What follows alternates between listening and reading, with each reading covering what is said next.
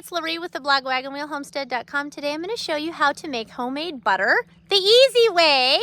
And for us, that means we start by milking the cows. So we have 3 Jersey milk cows. We milk 2 of them, and we have calves on one of them at the moment. So I'm just going to show you a little bit of how we do our milking process currently. And then we're going to go to the house. I'll show you how to skim cream off the milk and how to turn it into butter. Butter is such an amazing superfood, especially when it comes from raw milk.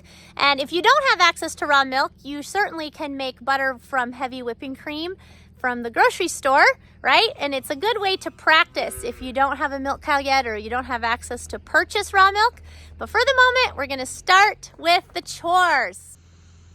All right, so this first cow here is Ruby. She's a sweetheart. And then there is Tulip. These are the 2 cows that we milk. Go on in, Tulip. It's time for milking. She's got to wait for Ruby to get out of the way. Our barn is still in process, but we built this barn earlier this spring. Go on in, sweetie. And we're very thankful to have it. We've been milking outside for the last 2 or 3 years. So we're very happy to have a barn to milk in. And right now we have it full of some hay that we just put up, and it started raining, so we had to pile the hay in the barn, single layer, until it could dry out. Go on in, sweetie. She's like, wait a minute. Come on. Come on. Mom, block her. Okay, so they're halter trained. And that's really nice. Go ahead and put it up over her nose, honey. It's really nice to have them halter trained, because then anywhere you want to milk them, you can. So we can take them outside. If the flies are bad and we want to be out in the wind, we can certainly do that. So that's a blessing. This area right here in our barn will be a stanchion area. So we'll actually be able to milk 2 cows in here. But for right now, these cows are very well trained. And so we just put them in a halter and call it good. All right. You got it all blocked in? Okay, perfect. We're gonna start milking. So again, this is Tulip, that's Ruby, and the girls milk her, and I milk Tulip. These are 4-year-old Jerseys. We got them when they were 2, and we broke them to milk. I have been milking cows for the past 15 years. And I've come to really, really enjoy my time in the barn twice a day. It is a big commitment, but it's such a blessing. And we make all of our own dairy products from scratch. And that saves us so much money at the grocery store and gives us so much food security. So those are things that I will be showing you on this channel as time goes along. So if you want to learn more about how to be independent with your food, definitely hit that like and subscribe button. And now we're going to milk the cow. Ruby doesn't even have to be milked in a halter, and Tulip actually doesn't either, but sometimes she likes to walk off.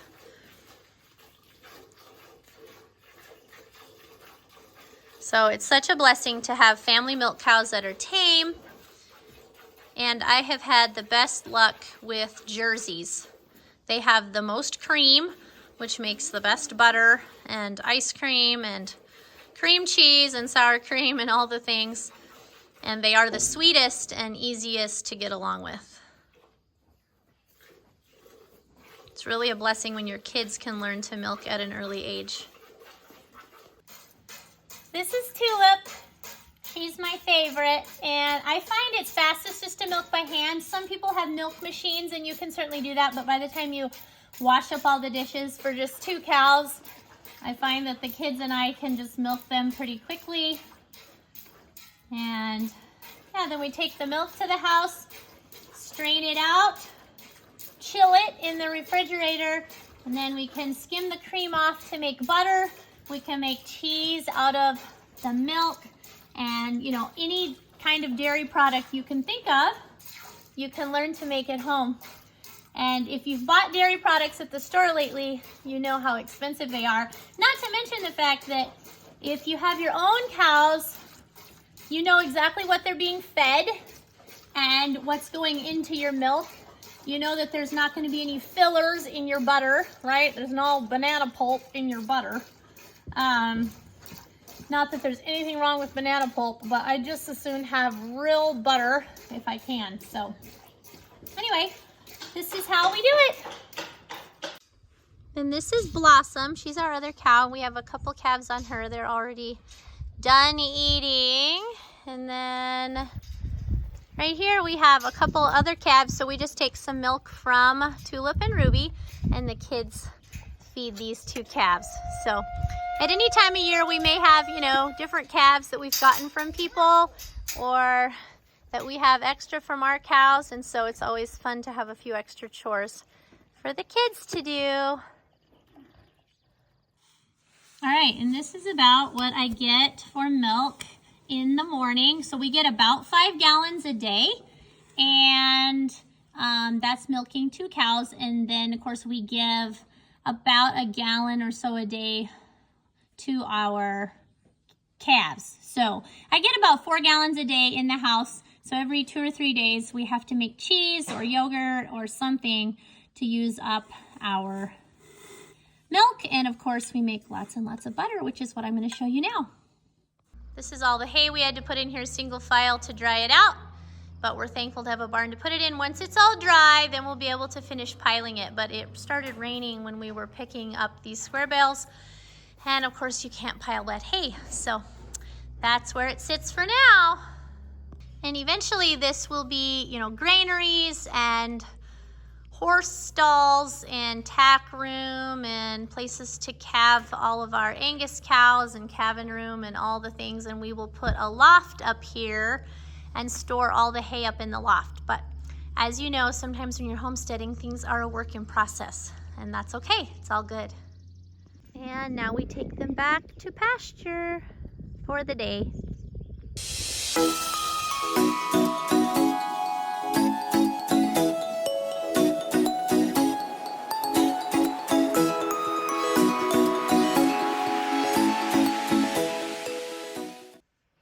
Okay, so we're gonna strain the milk. So this is just a little milk strainer. I'll see if I can find one like it. I've had this one a long time and I'll link it for you.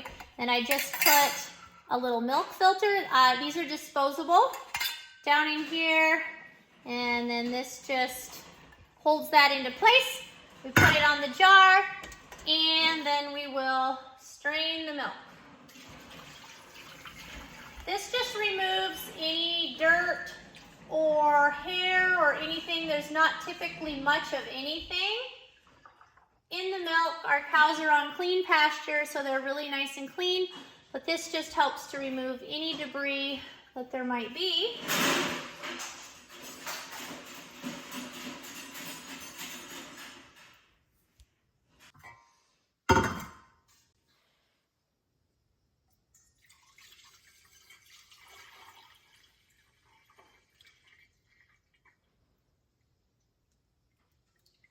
Okay, then we'll scrub our buckets up really good and we'll be ready for evening milking.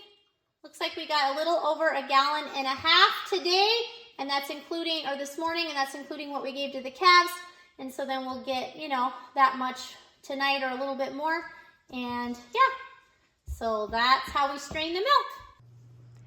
All right, so to make butter, first we have to skim the cream off the milk. So you can see, here's the cream line.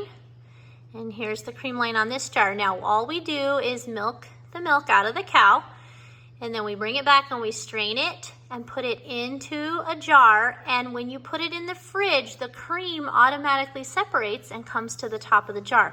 You can run this through a cream separator, but it takes a lot of extra dishes. And for butter, I don't find that it matters much whether you separate it. It does kind of matter if you separate it for whipped cream. It makes nicer whipped cream because it's heavier cream.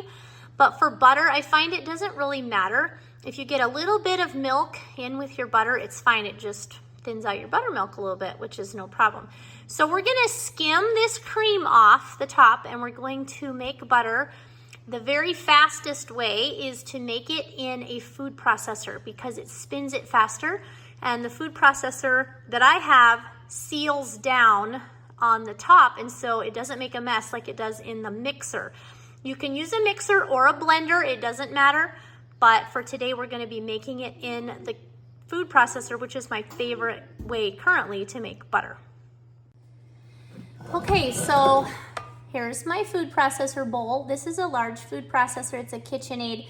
It hasn't held up as well as I would like. It's still alive and kicking, so I'm using it. But I will link for you down below in the description box a good food processor that's decent sized. We use this to make pesto. We use it to make pie crust, butter, so many different things. Okay, so what I'm doing is with my ladle, I'm just skimming off the top of the jar and getting the cream out just really carefully. I'm not scooping super deep because I don't want to scoop up the milk. I'm just scooping or skimming the cream right off the top.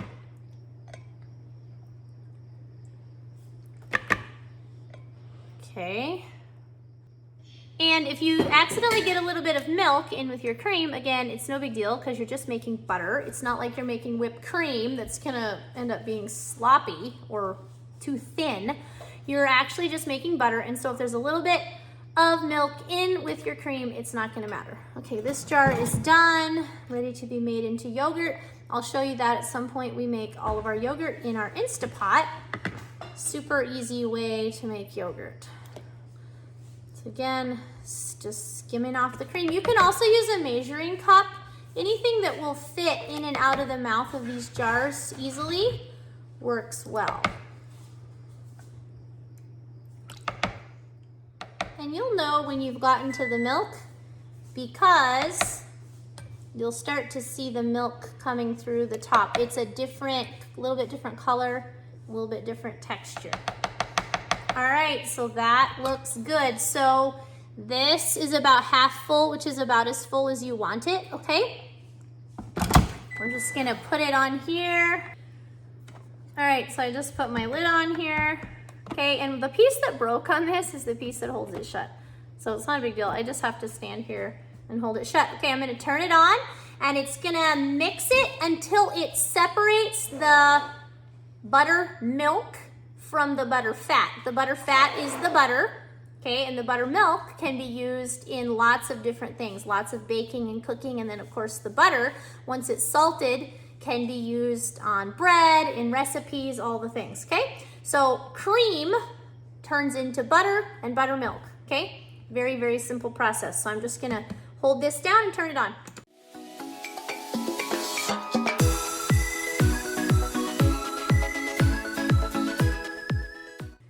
Okay, I'm gonna shut it off and show you. So after a few minutes, it starts to get thick.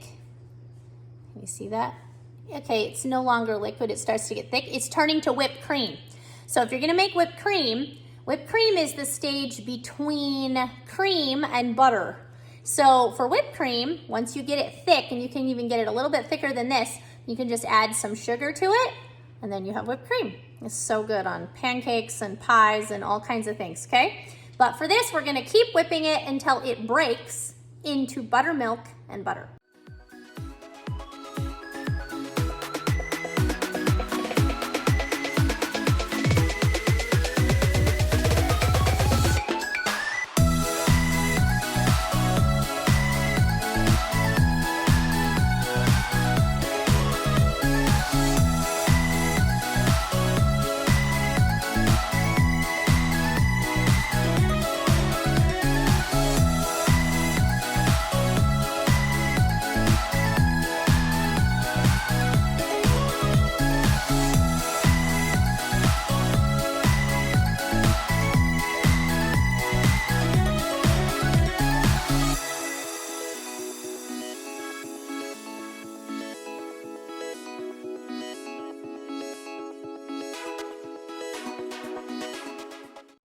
Okay, and just like that, it breaks into butter.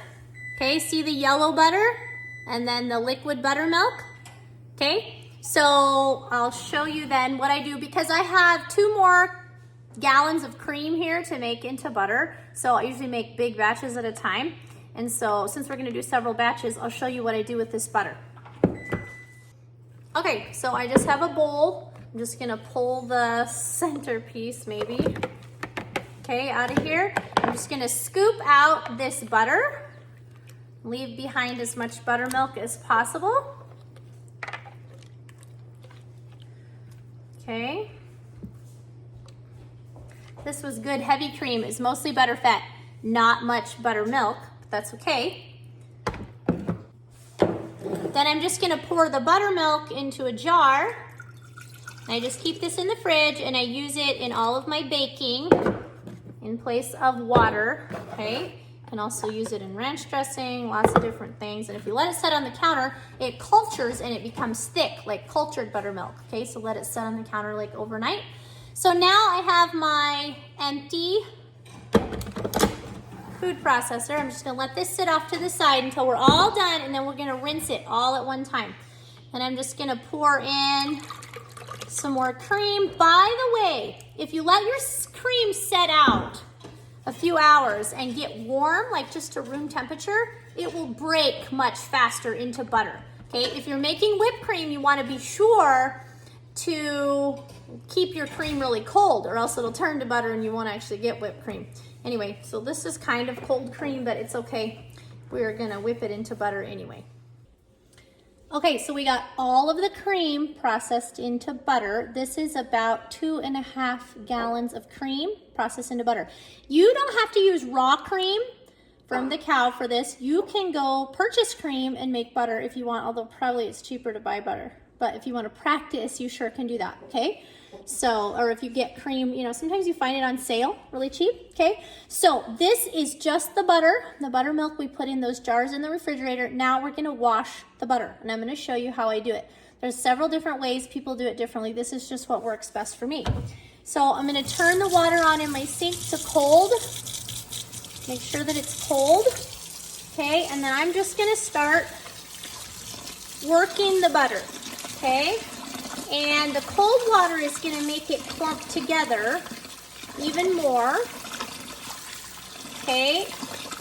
Okay, sometimes I'm gonna move it over here and scoop up any, I don't wanna lose any butter if I can help it, okay? Then I'm gonna dump out the extra. What we're doing is we're washing out the buttermilk, okay? You can leave butter, so I'm gonna turn it down a little bit. You can leave butter sitting on your counter for a long time and it will not go bad as long as the buttermilk is properly washed out of it, okay? If you've ever eaten raw butter and it's had a funny taste, by the way, it won't really hurt you, it's just, you know, if it has kind of a sour taste, it's because somebody didn't wash the buttermilk out good enough and the buttermilk in the butter has soured. If that happens to you, especially as you're learning, don't worry about it, just use that butter for baking, okay? It won't hurt anybody. It's just not gonna be as good for fresh eating. So you see this is getting a little bit clearer, okay? So I'm just gonna keep dumping it out. And I'm gonna wash this until the water is fairly clear. I think that you probably could wash it forever and still get a little tiny bit of buttermilk out, but you know, you get the idea, right? The other thing that we're gonna do when we're done with this is we're gonna salt it. And salt is a preservative, so that is also gonna help preserve the butter. You see that it's sticking together a lot more because it's getting colder, okay? Because remember, we warmed up the cream to make it break into butter faster, okay? This is actually really a fun job, and it's really good for your skin because you end up getting your hands kind of moisturized working the butter.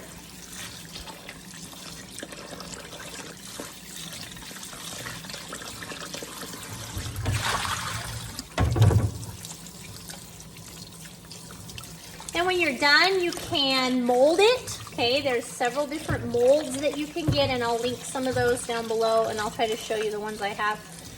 Honestly, if I'm gonna be baking a lot in the next few days, I just leave it set on the counter. You can put it in the refrigerator, or you can weigh it out if you want, or even just put clumps of it if you don't want to weigh it. I mean, it depends on how particular you are, right? How precise you are. Everybody's a little bit different, and that's okay. See how much clearer the water is getting? So you can weigh it out, or anyway, somehow put a clump of it onto parchment paper and wrap it up and put it in the freezer, okay? And you can freeze butter for long time. Keeps really well. We don't have to buy any butter from the grocery store, and when butter is $5 and $6 a pound, that's a helpful thing, because for all the baking and cooking that I do, if I had to buy butter, I mean, it would scare you how much it would cost me, okay? So this is where you really start to make your dairy cows pay. When you start making your own butter, yogurt, cheese, sour cream, of course you have milk, then if you make chocolate milk, ice cream, cottage cheese, cream cheese, right, all the things, you figure out in your grocery bill how much you spend on dairy, especially if you cook from scratch. That's a big chunk of your grocery bill. So, besides, all of this is raw dairy, and I know what went into it. There's no extra chemicals or preservatives, so this is going to be way healthier in the long run. Okay, you see how it's almost clear? I mean, it's pretty much, I'll show you. It's pretty much clear. I could keep washing on it, but I'm not gonna. I'm gonna call this good. Okay, I'm gonna just drain it out as good as I can, and then we're gonna salt it. So let me grab my salt. Okay, I'm gonna just pour in my salt.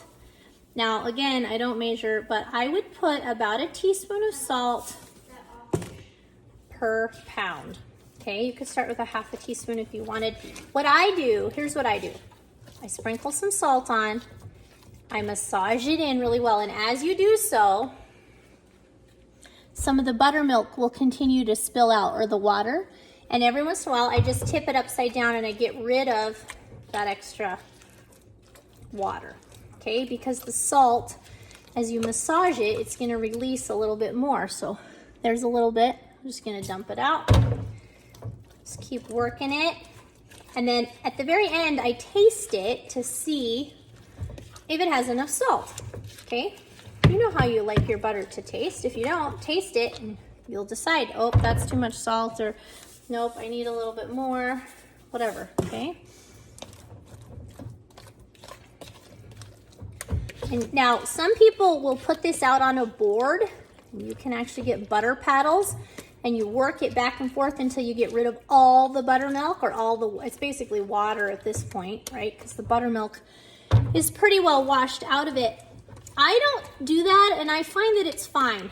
So again, you can do this to whatever degree you want, right? But I'm feeding my family, and we're busy. We're doing everything on a larger scale here, and so this just is what works for me, and that's what I'm gonna share with you.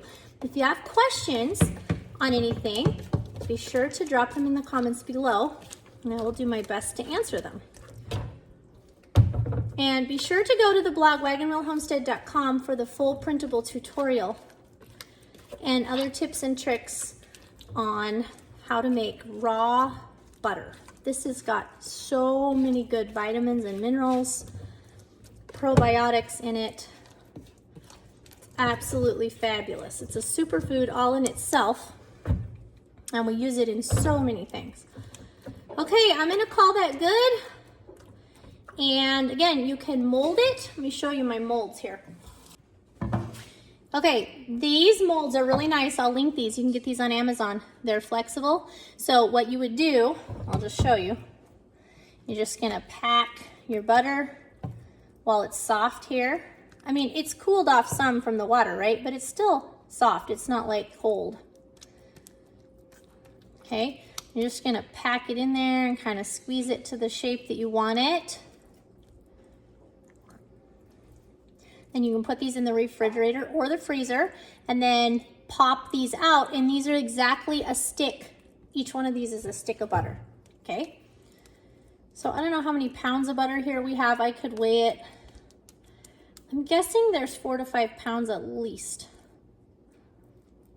So say it's $6 a pound, which that's comparing it to the junky butter from the store. So at least $30 worth of butter here, probably. Okay, I'm gonna squeeze it together. All right, so there you go. You put this in the fridge or freezer, then you can just pop these out, put them in the freezer, and you know that you have exactly a stick of butter, okay? So that's one option. These are also really cool. I'll see if I can find the links to these. I've had these for a long time. So what you want to do first is put these in the freezer. These are wooden. They're kind of old-fashioned wooden butter molds. And you can paint them with a little bit of oil, like olive oil or something. Put them in the freezer, and then you fill them with butter. I'm not going to do it right now because I don't have them oiled up. And then you put them in the freezer and get it cold. And then you can turn it over and you just pop them on the counter and the butter falls out, and it's pretty butter like they may have had in the old-fashioned days. So, by the way, why is butter yellow? That's a question I'm gonna get. Butter is yellow because of the cows eating green grass. So when they get out on green grass, their butter turns more yellow. It's got a lot more vitamins and minerals in it. The winter butter is gonna be more white, okay? And that butter is better for baking. This butter is better for eating fresh, okay? Both are fine. It doesn't really matter. I use them interchangeably, okay? But that's why the butter that you get fresh off the farm is so much more yellow, because of the diet of the cows. And of course, there's no additives. You know, the butter you get from the store a lot of times has additives, and of course you don't know exactly how the cream was treated or how the cows were treated or what they were eating. So anyway, that is how you make butter. And if you have any questions, please let me know. Thanks. We'll see you in the next video.